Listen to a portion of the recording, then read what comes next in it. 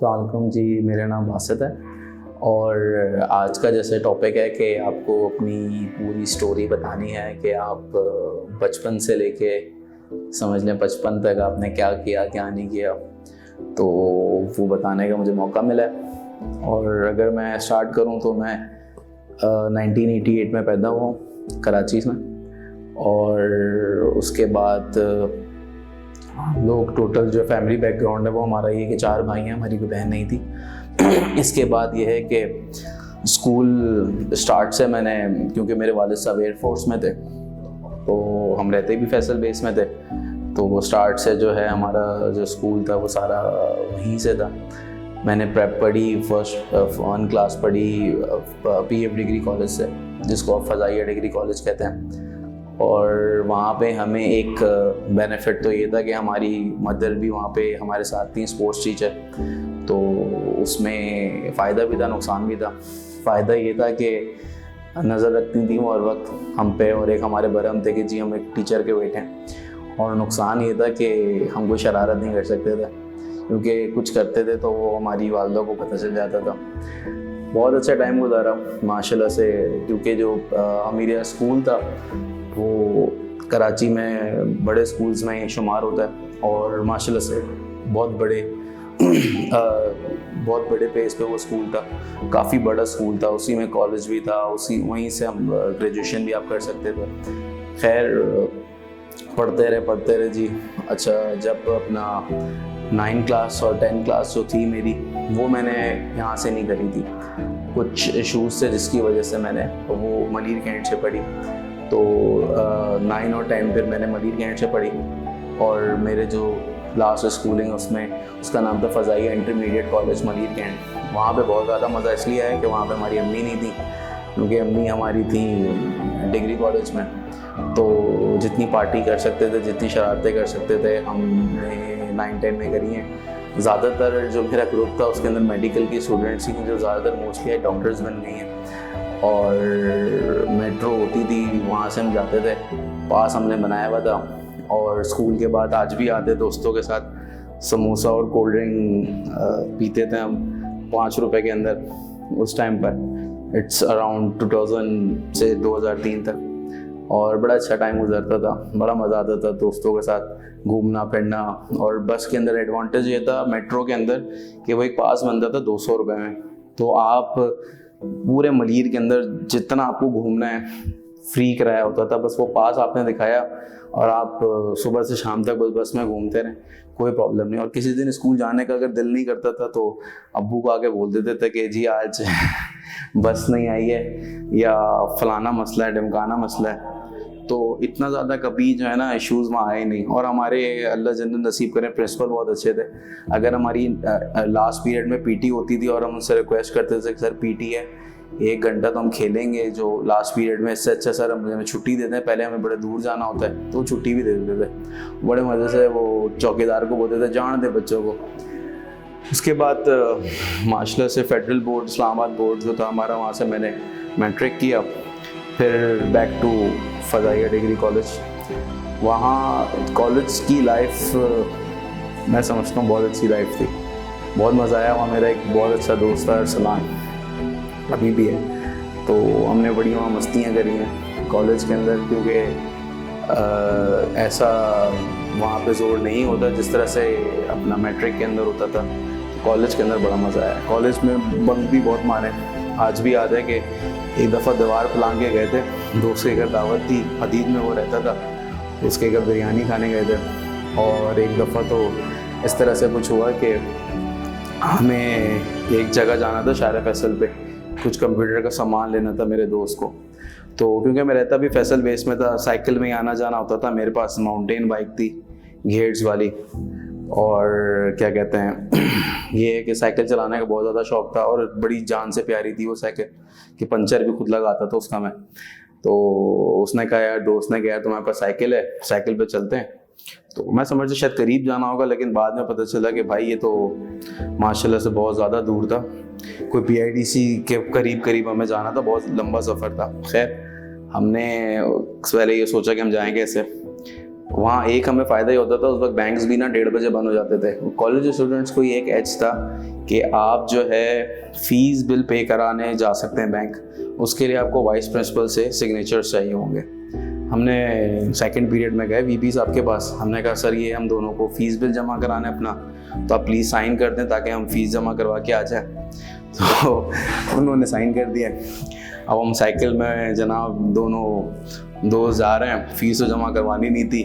और जब हम सेकंड पीरियड में निकले तो माशाल्लाह से लास्ट पीरियड में आए।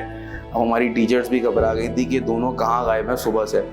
तो मुझसे बात होती थी, अभी भी हैं, तो उन्होंने हमारी बड़ी क्लास ली कि क्या है सुबह से गायब हो, बैग्स दोनों के यहाँ पड़े हुए हैं और हम परेशान हो रहे हैं। तो फिर हमने कहा मैडम हम जो है अपना फ़ीस जमा करवाने गए थे। उन्होंने कहा फ़ीस आप जमा कराने गए थे तो ज़रा फ़ीस बिल दिखाइए जिस पे हमें पता चले कि आपने फ़ीस जमा करवाई है। अब फ़ीस तो हमने जमा करवाई नहीं थी।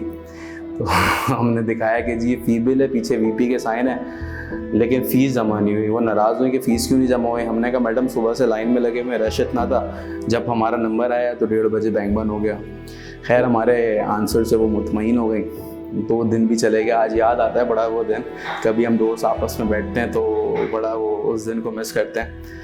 और फिर इस तरीके से 2006 के अंदर कॉलेज कंप्लीट हुआ। और फिर एक मेरी ज़िंदगी का यू टर्न आया 2006 में। वो ये है क्योंकि मेरे वालिद साहब एयरफोर्स में थे, बचपन से पायलट बनने का बहुत शौक़ था।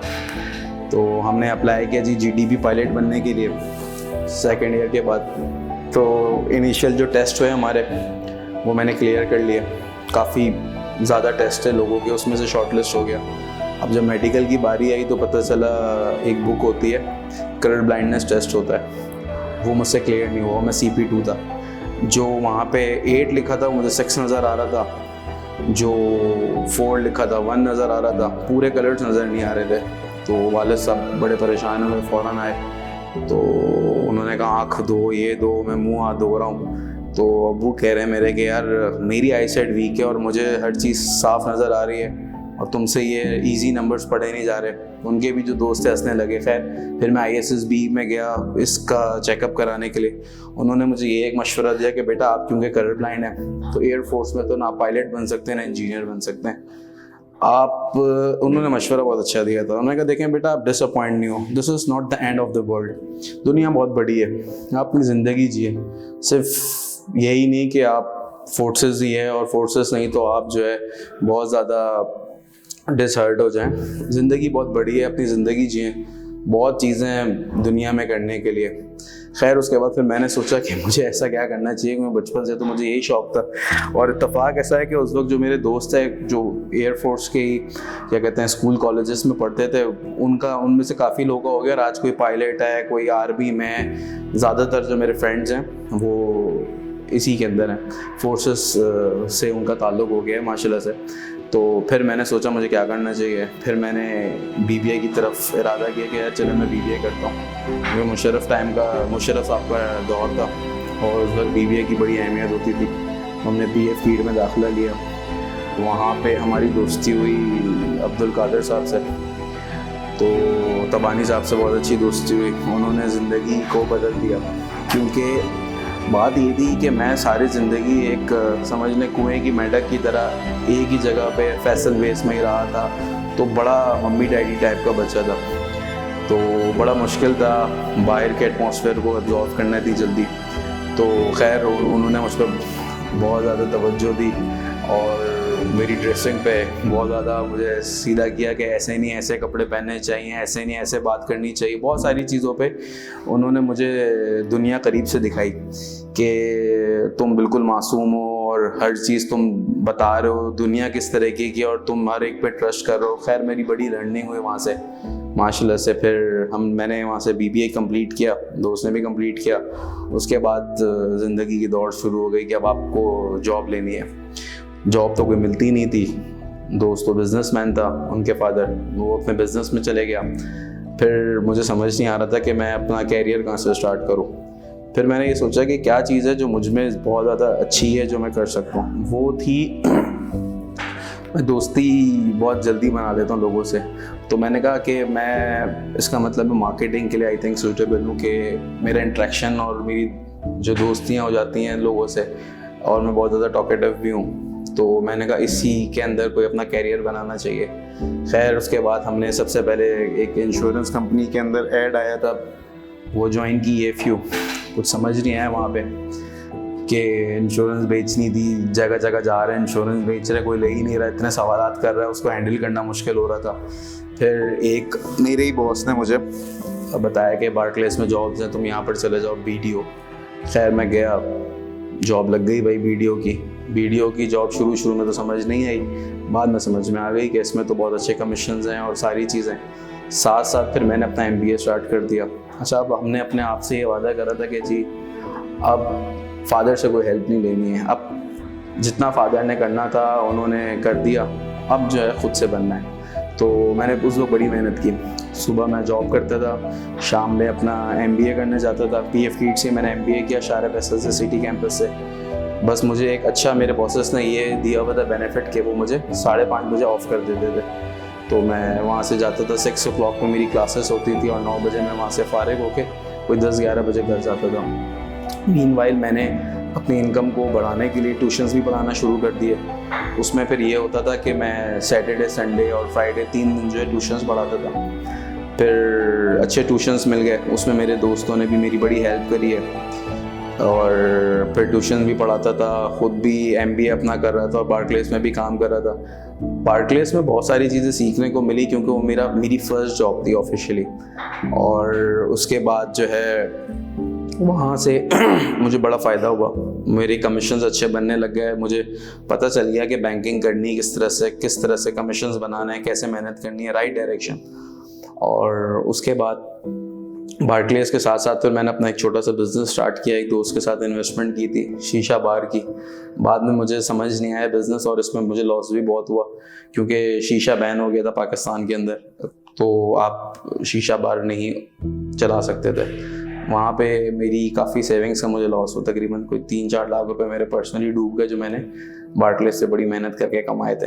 खैर उस वक्त इतना ज़्यादा दुख इसलिए भी नहीं हुआ क्योंकि एज ही 21-22 थी, और मैं समझता हूँ इस एज में अगर आप लॉस कर लें तो आप इतने ज़्यादा डिसर्ट नहीं होते, आप वापस खड़े होने की ताकत रखते हैं। उसके बाद ये हुआ कि जी बार्कलेस ही पाकिस्तान से उसने कहा कि हम ऑपरेशंस बंद कर रहे हैं, और जो एम्प्लॉयज़ हैं उनको उन्होंने सबको जो है फारिग कर दिया एक हैंडसम अमाउंट दे के। तो हमने समझ लिया वहाँ से गोल्डन शेक हैंड ले लिया। अब क्या करें जी इसके बाद, तो उसमें ये हुआ कि अल्लाह ने बड़ा साथ दिया। स्टैंडर्ड चार्ट ने मुझे खुद लिंक्डइन पे ऑफ़र की, वहाँ मैं गया और मेरी जॉब लग गई। मेरी लक ने मुझे बड़ा साथ दिया, और स्टैंडर्ड चार्ट में भी ये हुआ कि मैं मेन ब्रांच में लग गया वहाँ पे जाहिर सी बात है सीट के उस तरफ और सीट के इस साइड बैठने में बड़ा फ़र्क होता है। वहाँ पे मेरे पास सिस्टम्स आए, सारी चीज़ें आई, वो मेरे लिए एक डिफरेंट एक्सपोजर था। मेन ब्रांच थी, अरबों की ब्रांच थी, 600-700 का तो पोर्टफोलियो था, 600-700 मिलियन का। तो वहाँ पे भी बड़ी मेहनत की, बहुत सारी चीज़ें समझ नहीं आती थी। RTGS क्या होता है, अनक्लेम अकाउंट्स क्या होते हैं, उस ब्रांच ने मुझे सिखाया। मेरे बॉस थे असद अलवी साहब, तो उन्होंने मुझे बड़ी सपोर्ट करी है। उन्होंने मुझे बहुत सारी चीज़ें सिखाई, बैंकिंग में बड़ी सपोर्ट की। फिर मैं आहिस्ता आहिस्ता डेफिनेटली मैंने वहाँ पे भी परफॉर्म करना स्टार्ट कर दिया। वहाँ तकरीबन मैंने को 3.5 साल काम किया स्टैंडर्ड चार्ट में। उसके बाद जी मैं थोड़े अर्से के लिए HBL आ गया, क्योंकि जो बार्कलेस था वो HBL हो गया था। तो हमारे पुराने बॉसेस चाह रहे थे कि जी वापस हम ज्वाइन करें HBL, लेकिन थोड़ा सा डिस्टर्ब हो गया फॉरेन बैंक्स के बाद, एकदम लोकल बैंक, और थोड़ा सा एनवायरनमेंट बड़ा डिफरेंट था, चैलेंज था मेरे लिए। फिर मैं अल्फला चले गया। बैंक अल्फला में मैंने बड़ी मेहनत की, सीनियर रिलेशनशिप मैनेजर से ब्रांच मैनेजर वहीं पर हुआ, और वो एक वाकई दौर था। बड़े वहाँ टाइम गुजारे हैं, बड़ी मेहनत करी है, नंबर्स किए हैं। उसके बाद कहीं जाके बैंक ने फिर कंफर्म किया एज अ ब्रांच मैनेजर। वहाँ पे एज अ ब्रांच मैनेजर तकरीबन मैंने 2 साल काम किया और परफॉर्म किया। बैंक का भी बड़ा शुक्रगुजार हूँ कि उसने मुझे मौका दिया। और उसके बाद फिर मैंने अभी रिसेंटली MCB ज्वाइन किया है, और यहाँ पे भी मैं मेहनत कर रहा हूँ, और इंशाल्लाह उम्मीद रखता हूँ कि आगे जो है मुझे अल्लाह तरक्की देगा, इससे अच्छी पोस्ट पे जाऊँगा। और इसके अलावा मैं समझता हूँ कि ये एक एक्सीडेंट है कि मैं बैंकिंग में आ गया। मैंने बचपन से सोचा था कि मुझे पायलट बनना है।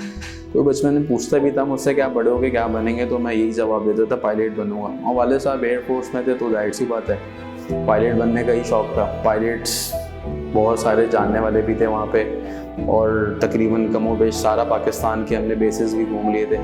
तो एक बचपन से जुनून था पायलट बनने का। लेकिन जाहिर सी बात है ये जो मेरे साथ इंसिडेंट हुआ कि मैं कलर ब्लाइंड था तो बैंकिंग में आना पड़ा।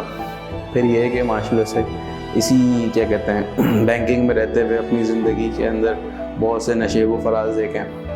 2013 में मैंने माशाल्लाह से शादी करी। आज मेरी 3 बेटियाँ हैं और अच्छी जा रही है मैरिड लाइफ मेरी, और बैलेंस करना मैं सीख गया हूँ कि किस तरह से आपको अपनी फैमिली को टाइम देना है, किस तरीके से आपको दोस्तों को टाइम देना है, किस तरह से आपको पेरेंट्स को टाइम देना है। माशाल्लाह से 8 साल हो गए मेरी शादी को और 7 साल की मेरी बड़ी बेटी है, और माशाल्लाह से सब स्कूल गोइंग हैं। तो अच्छी चल रही है ज़िंदगी, अल्लाह का बहुत शुक्र है, अल्लाह का बहुत एहसान है। माँ बाप की दुआएं सबसे इम्पोर्टेंट इसमें मैं समझता हूँ, माँ बाप की दुआएं। अगर माँ बाप की दुआ आपके साथ नहीं होगी ना तो बहुत मुश्किल हो जाता है आगे बढ़ना। क्योंकि आज अगर मैं कुछ हूँ या कहीं खड़ा हूँ उसमें सारा कमाल मेरे पेरेंट्स का है। आज मेरे पेरेंट्स ने मुझे अगर अच्छा ना पढ़ाया होता, मुझे तवज्जो नहीं दी होती, मुझे बचपन में मारा पीटा ना होता, शायद तो मैं इस मुकाम पे नहीं होता। तो ये सबसे इम्पोर्टेंट चीज़ है। मैं आपको भी ये सजेस्ट करूँगा कि आप अपने बच्चों को बेहतर से बेहतर तालीम दें, बेहतर से बेहतर तवज्जो दें। बेहतर से बेहतर तवज्जो मैं समझता हूँ शायद बेहतर से बेहतर तालीम से भी ज़्यादा इम्पोर्टेंट है। तवज्जो जब आप बच्चों को देंगे ना, आपका बच्चा सिगरेट की तरफ जाएगा ना, पान की तरफ जाएगा ना, छालिया की तरफ जाएगा ना, गले में चेन पहनेगा ना, गलत दोस्तों में उठेगा बैठेगा। तवज्जो सबसे ज़्यादा इम्पोर्टेंट है। स्कूल एक आपको किताबी रट्टा तो लगवा सकते हैं, चीज़ें तो बता सकते हैं, लेकिन वो आपकी तरबियत अच्छी नहीं कर सकते। तरबियत के लिए सबसे इम्पोर्टेंट जो है वो आपका अपना घर है। तो मैं ये समझता हूँ कि पेरेंट्स को चाहिए कि अपने बच्चों में तवज्जो दें। बहुत इम्पोर्टेंट चीज़ है ये। अगर वो तवज्जो देंगे तो उनके बच्चे उनके मरने के बाद उनके लिए दुआएं करेंगे, और ये एक बेहतरीन चीज़ होगी इनके लिए। तो मेरा आप सबको ये मशवरा है कि आप अपने पेरेंट्स का ख्याल रखें और उनसे दुआ लें, बुज़ुर्गों की दुआ लें, किसी का दिल ना दुखाएं। क्योंकि कुछ छोटी छोटी बातें होती हैं जिसको इंसान अगर जिस पर अमल करे तो वो कामयाबी उसके कदम चूमती है। तो ये मेरा आपको पैगाम है, और मैं समझता हूँ शायद आज के लिए इतना ही बहुत है। Thank you so much. अल्लाह हाफ़िज़। अब्दुल बासित को इजाज़त दीजिए।